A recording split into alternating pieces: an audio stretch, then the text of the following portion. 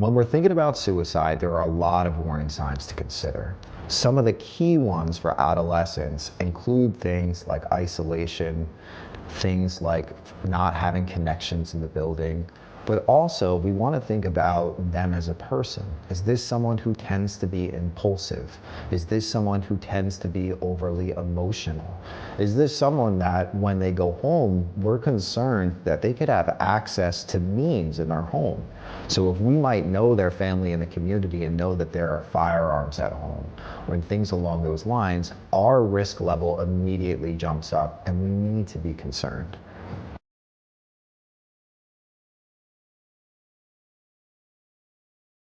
I think whenever we're uncertain but we're seeing signs, we want to find a way to find out more. We need more information. Not having enough information is not enough of a reason to not act. So that can come in a couple of different forms. We don't want to necessarily put teachers in a position where they need to be eliciting information from a student, but if they have information, maybe it's that they can partner with someone else in the building. Oftentimes our teachers are the ones with the strongest relationships with their students. And sometimes it takes leveraging that relationship in order to get them connected to someone who can really find out enough to know what steps need to be taken.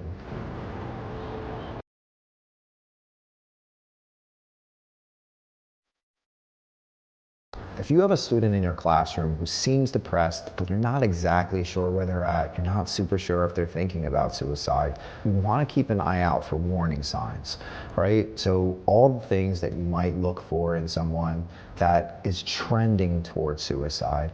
And again, we want to put them on the radar of the individuals in our building who are most equipped to track risk. And that's our crisis team and our suicide prevention coordinator. We can approach the student and we always want to be warm and supportive. So helping that student to feel part of the classroom could be the difference between them feeling connected enough to talk to someone in the building and them continuing to isolate and pull away, and then we may never find out if they're really at risk or not.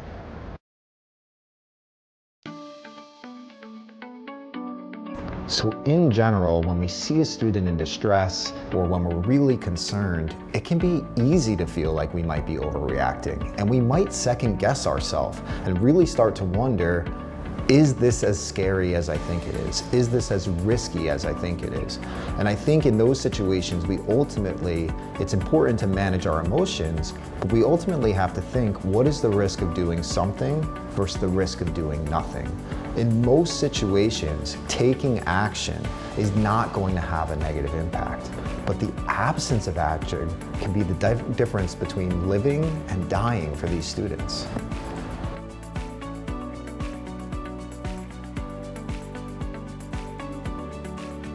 So whenever we have a student that's bringing up themes of death and dying, whether it's related to classroom content or just in general, our alarm should always go off to some extent.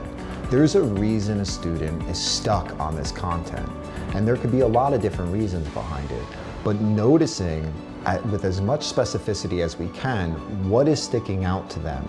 What are they searching for, right? What is the language that they're using? And relaying that to someone in your building who can then touch base with that student is a really important step, and it can be one of the earliest signs that we get that something is wrong. And if we can catch it early, we have a really good chance of intervening.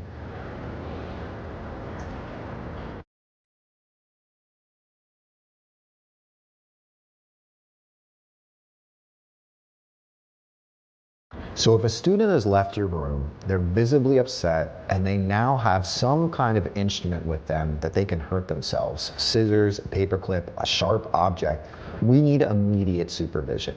So if you have a class full of students, that might mean poking your head into the hallway and seeing who's out there and just grabbing anyone available and saying, I need you to keep eyes on this student.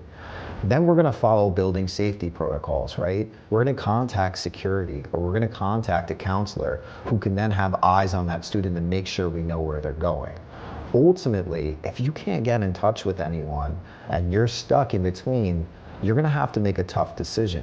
But the risk still lays with a student who is upset and who has the instrument. That risk will outweigh leaving your class momentarily, even though it's not ideal.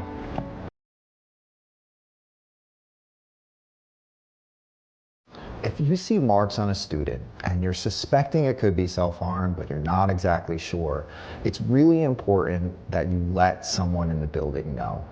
Every building should have a crisis team, and you want to notify them. Now, you can approach the conversation with the student, but keep in mind that you could be asking a question that you are not prepared to hear the answer to. So the most important thing is to let someone know, and let them know immediately. Oftentimes as teachers, we're really busy as we go through our day, and there's a lot going on.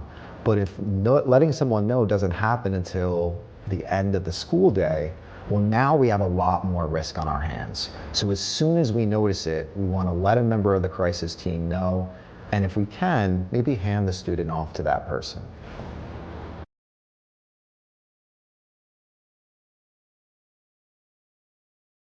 So it's very important that if a student discloses thoughts about suicide, that we acknowledge first and foremost what they are saying to us. It could be as simple as just saying back to them, I hear that you're having a hard time and you're thinking about killing yourself. If that's the language they've used, that's enough to make sure that they feel heard. The next steps are really about kind of making some decisions in the moment. And it may be tough, but we have to be able to recognize that while we can start the conversation, we're probably not equipped to finish it. And so if a student has come to us, let's validate what they're telling us. Let's let them know that it's important. Let's let them know that we are thankful that they told us and that it's important that they told us.